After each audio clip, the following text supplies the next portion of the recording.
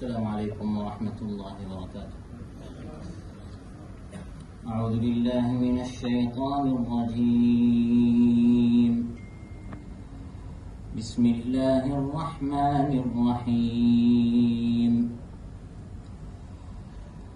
ومنهم من يلمزك في الصدقات فإن أعطوا منها رضوا وإن لم يعطوا منها إذا هم يسخطون ولو أنهم رضوا ما آتاهم الله ورسوله وقالوا حسبنا الله سيؤتينا الله من فضله ورسوله إنا إلى الله راغبون.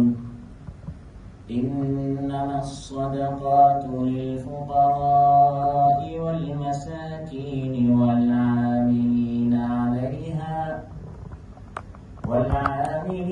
عليها والمؤلفة قلوبهم وفي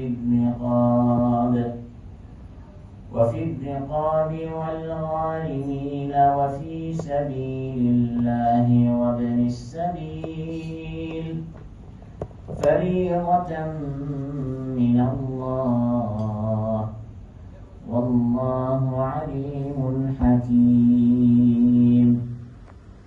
এরশাদ হচ্ছে, আর তাদের মধ্যে কেউ আছে সদকার বিষয়ে হে নবী আপনাকে দোষারোপ করে, যাকাতের বিষয়ে তারা আপনাকে দোষারোপ করে, তবে যদি তাদেরকে তা থেকে দেয়া হয় তারা সন্তুষ্ট থাকে, আর যদি তাদেরকে দেয়া না হয় তারা অসন্তুষ্ট হয়। তাদের জন্য উত্তম হতো যদি তারা ওর প্রতি সন্তুষ্ট থাকতো যা কিছু তাদেরকে আল্লাহ এবং তার রাসূল সাল্লাল্লাহু আলাইহি সাল্লাম দান করেছিলেন, আর বলতো আমাদের পক্ষে আল্লাহই যথেষ্ট, ভবিষ্যৎ আল্লাহ তাআলা তার অনুগ্রহে আমাদেরকে আরো দান করবেন এবং তার রাসূল সাল্লাল্লাহু আলাইহি সাল্লাম আল্লাহর প্রতি আমরা দাবিত হলাম। যাকাত তো তাদের জন্যই, এই আটটি খাতে ফকির মিসকিনদের জন্য, নিয়োজিত কর্মচারীদের জন্য, আর যাদের অন্তর আকৃষ্ট করতে হয় তাদের জন্য বন্টন করতে হবে, আর দাস আজাদ করার জন্য, ঋণগ্রস্তদের জন্য, আর আল্লাহর রাস্তায় ফি সাবিলিল্লাহ এবং মুসাফিরদের মধ্যে, এটি আল্লাহর পক্ষ থেকে নির্ধারিত, আর আল্লাহ তাআলা মহাজ্ঞানী প্রজ্ঞাময়। সাদাকাল্লাহুল আযীম।